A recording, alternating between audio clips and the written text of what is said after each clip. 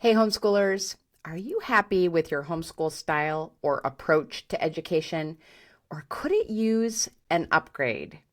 In this episode, I'm going to share why we should up our homeschool style and 3 simple ways to do it. First, what do I mean by homeschool style? Although I'm not talking about your wardrobe, I will be using fashion as a metaphor. Homeschool style is the educational philosophy that guides the way you teach.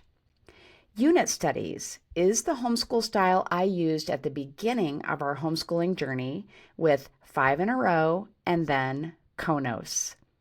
Because subjects are related in the real world, I felt it made sense to study all aspects of a topic. We studied kings and queens with music, art, drama, literature, and even food. I'll never forget eating a meal off a trencher or plate made from bread. We had a blast learning with unit studies. But as my older kids started high school, the unit study style wasn't working as well.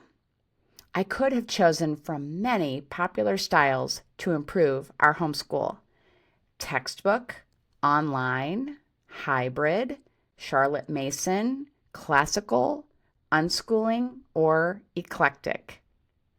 You might wonder how important homeschool style is if you're a newer homeschooler. That's a fair question. Referring to the fashion metaphor, I've interviewed 2 fashion stylists for the podcast. Both women shared that while style isn't the most important thing in life, it is important. When you are comfortable and confident in your clothing, you are happier. When you're happier, your relationships improve and you have more success. Homeschool style is similar. If you are happy to start a day of school using the approach you've chosen, everything homeschool will be so much easier. Your kids will be happier. You'll spend less money and you'll get more done. If that sounds good to you, I have 3 steps that will help you up your homeschool style. First, I want to thank Now Programs for sponsoring the podcast. The first step in improving your homeschool style is an edit. Like a pair of pants with a snug waistband, your educational materials that don't fit stay in the closet. Same with high heels when most of your time is spent at home or at kids' sport practices. If we were going to upgrade your wardrobe, we would have you look at the unworn pieces in your closet. We will do the same with your homeschool style. Make a list of curriculum you don't or quit using or activities you skipped or dread. With a closet edit, I make a list on my phone of clothing I should not buy in the future. Ribbed sweaters, colored boots. Some things that ended up on my don't buy list for homeschooling were Latin, foreign language curricula, and lab-heavy curricula. When it came to these things, it didn't matter if my friends or online influencers were loving them. They were like chunky boots that were going to gather dust in my closet. Doing a homeschool style edit can save you time and money.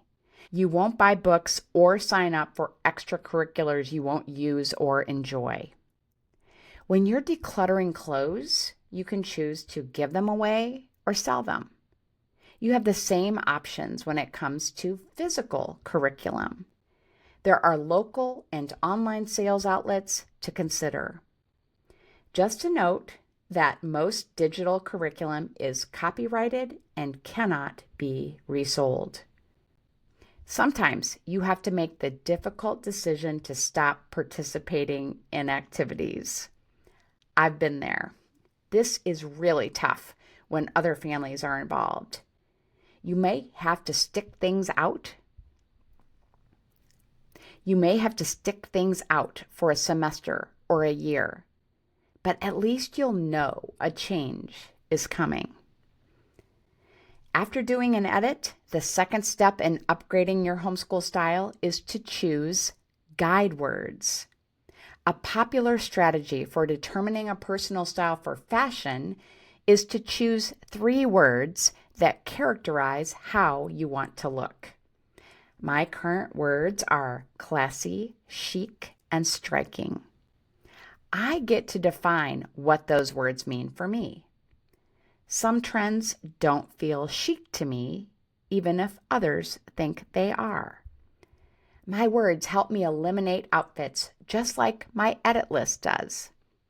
I tried on a pair of tall, chunky boots that are on trend and felt anything but classy. They were a no. Looking back at my early homeschool years, I would say my guide words were stories, fun, and faith.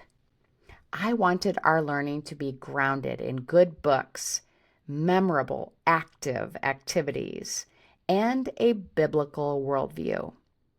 Those guide words helped me make choices about curriculum, extracurriculars, and our schedule.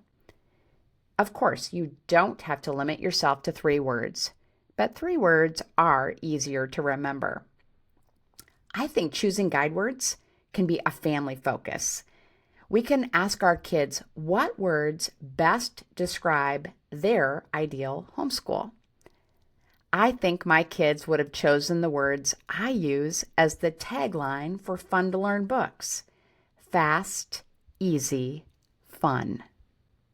When it comes to determining our fashion style, women are usually encouraged to make a vision board. Collecting photos or pinning them on Pinterest can help us identify the common features we are most drawn to. When I did this originally, I found myself frequently pinning outfits with camel-colored belts. Buying a camel belt was an easy way to improve my style. With homeschooling, we can save photos of homeschool approaches we see online that we're drawn to. We can save the tea party pictures, the gardening pics, or the experiment videos because they look just like what we want in our homeschool. Save them and then go back later and ask yourself what commonalities you see. Are there lots of nature photos? You might want to incorporate more nature study into your approach. Are you inspired by kids starting their own businesses? You might want to incorporate more unschooling into your style. Do you have pictures of parents and kids learning together? You may be more motivated if you're taking the writing class or the cake decorating class with your child. Make a list of what you'd like to incorporate into your homeschool approach going forward. After you've edited and gotten clear on what you'd like to incorporate into your homeschool style, it's time to do what guest Jennifer Mackey-Mary says: try it on. There's nothing like giving a wardrobe piece a trial run and taking pictures of yourself in it. I love high-necked or spaghetti strap tanks on other women. On me, not so much. Actually, not at all. The spaghetti strap tops are not only unflattering, but they're not comfortable because I have to wear a strapless bra and I can feel it sliding down my torso the whole time. What does this have to do with your homeschooling style? In the same way that I had this idealistic vision of me wearing a spaghetti strap top, we tend to do this with homeschool approaches. Let's use full-time RV homeschooling as an example. In my mind, I blissfully travel from one incredible location to another where we hike and learn all about the flora and fauna of the whole United States. And so little cleaning to do. Low stress with minimal belongings. This is what I was thinking when I told my teen daughter that I knew someone who was going to RV full-time as a homeschooler. I asked, "What would you think of that?" She said, I think it would be horrible. Yeah, you're right, I said, laughing. Now, I'm not saying that it would be horrible for everyone, just like spaghetti strap tops aren't. But the day-to-day reality of full-time RV schooling is not what I want. Fortunately, I don't have to try it to know that. But sometimes we do have to try it. Ask your friend to take your family through a day of Charlotte Mason homeschooling. See if you can shadow at Classical Conversations. Borrow curriculum. Plan an unschooling week. When you find something that isn't comfortable, ask yourself how you can tweak it. I have a camisole with a built-in bra. That isn't too bad. As homeschoolers, we get to modify approaches to customize them to us and our kids. What a blessing that is. An eclectic approach as my kids entered high school was perfect for us. We used aspects of many different styles. Most wardrobe upgrades don't involve replacing all of a woman's clothes.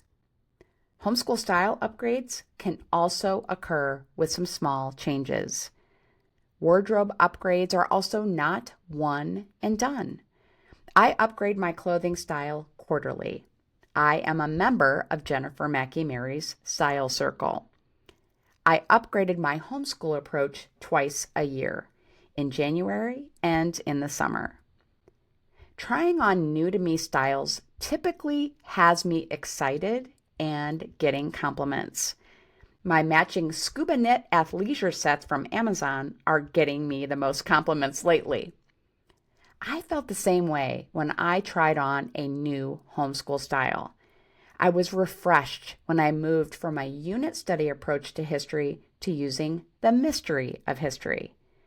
I found my kids were newly motivated by new styles too. That doesn't mean you have to change everything. Some materials were like closet basics for us that we didn't change, like Apologia Science. Ask yourself what your homeschool basics are and what new materials or activities you could add this season. Improving your homeschool style starts with an edit. You admit what you're not using or loving. Next, you choose your style guide words. What words define your homeschool? I would love to hear what you choose. Let me know on your favorite social media platform. Begin using your guide words to make choices for curriculum or activities. Finally, try it on. Try some new things on a regular basis that complement the homeschool basics you love. To find the links to the styles mentioned in this episode, visit homeschoolsanity.com/style upgrade. Thanks again to Now Programs for sponsoring the podcast. Have a happy homeschool week.